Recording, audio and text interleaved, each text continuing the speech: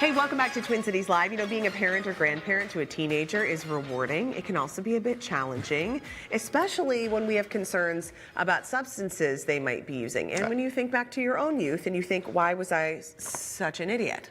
Right. Zip the lip. Yeah, I Yep, know. this is not about me today. Okay. So over the winter break, many families will have more time together, which is a great thing. But this could be a great time to check in with your teen about how the school year is going and to check for any signs that your teen might be using substances. So Dr. Karin Ryan with Nystrom Associates is going to guide us today through kind of a tough topic, you know, an important topic. It is. I don't want to be naive. I want to think that the rates of substance abuse is going down because kids are much more aware. But how are the rates from like when we were kids to now? Yeah.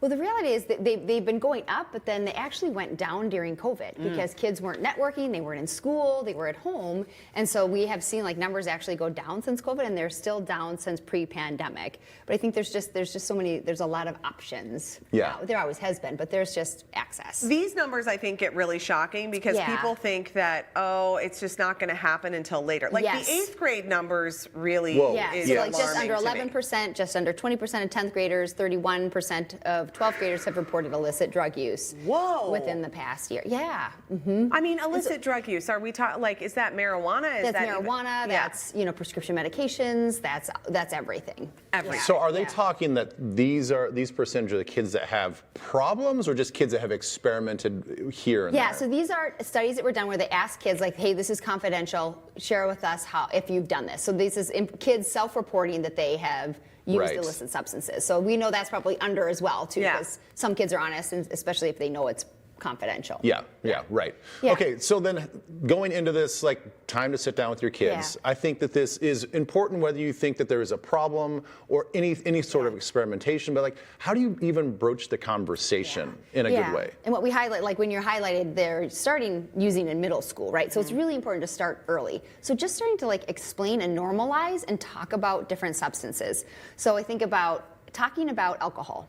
And do they understand like a 12-ounce beer equals 5 ounces of wine, which equals like a shot of hard alcohol? Do they understand what hard alcohol is and how that impacts the body? Because some of those dangerous, you know, you think of alcohol poisoning, those sort of things. So they are aware of that.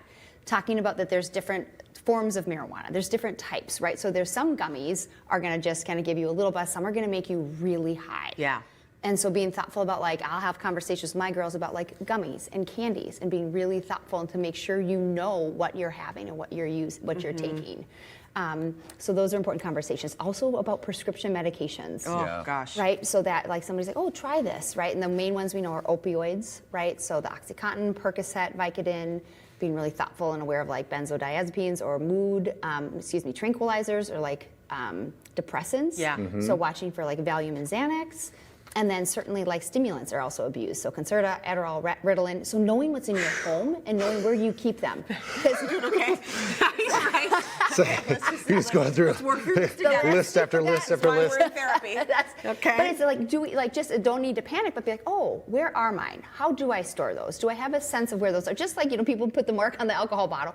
Where's your alcohol stored? Right. Where are your medications stored? And just having conversations with your kids about that. Yeah, and I think the one thing you touched on that actually scares me probably the most, and we've had conversations, at least with our 16-year-old, is just like, don't take anything from anybody. Yes. You know, I think the whole fentanyl thing and you know, things being laced with things, you don't know where that person got it from. You don't know if they got it from somebody else. You don't know if it's a reputable, even if they think it's like, oh no, this is a prescription that I stole from my mom's cabinet or something you don't know. You don't know. They could be saying that, and we hear all these horror stories like, no, they weren't a drug user, but they took it one time and they died. Yeah, you know? exactly. There's really dangerous things out there. Really dangerous things. So the other thing is balancing like teenagers and kids who want to experiment. And I think a lot of parents look back at their own youth and they think like, okay, well, I experimented and I did this and I turned out okay. But for every person who turns out okay, I mean, not for every person, but there's also the person who tries it and then ends up addicted and like a major problem. So how do you know? Can you tell ahead of time if it might be an issue for your teen versus a different teen? Yeah.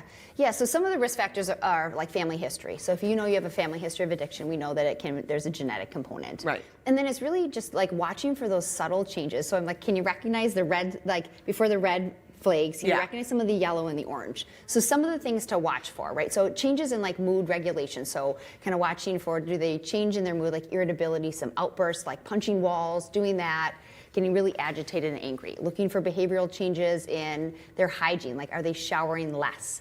What is happening with their sleep cycle? So we know these meds oftentimes mess, or substances can mess with your sleep cycle.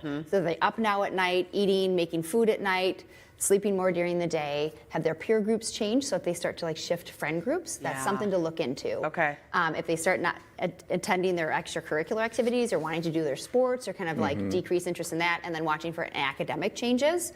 Are their grades dropping? Are they skipping more school? Are they wanting to avoid more school? And then if they're doing anything like secretive, if they're kind of like hiding their stuff more, they're scurrying away to their room even more than normal. Right. And so just kind of watching those signs of like, hey, like what, do things feel off here? Have I noticed a change? Yeah. And those are some of those signs to watch for. So real quickly then, let's go all the way kind of the finish line. Let's say Yeah. that there is a problem. What sort of treatment options are available and stuff that you guys work with? Yep, and what's so important, there's so many treatment options. So like almost every school in the Twin Cities in the metro area, every school has really great resources. So there are interventionists and like counselors that are there. Then like at Nystrom, so we have licensed alcohol drug counselors who run our adolescent substance use treatment program. So they are going to meet kids exactly where they're at. They're going to pull in families. We have family programs. They're going to help them understand triggers. They're going to help them understand like the negative impact. They're going to help them just overall talk about a healthy lifestyle.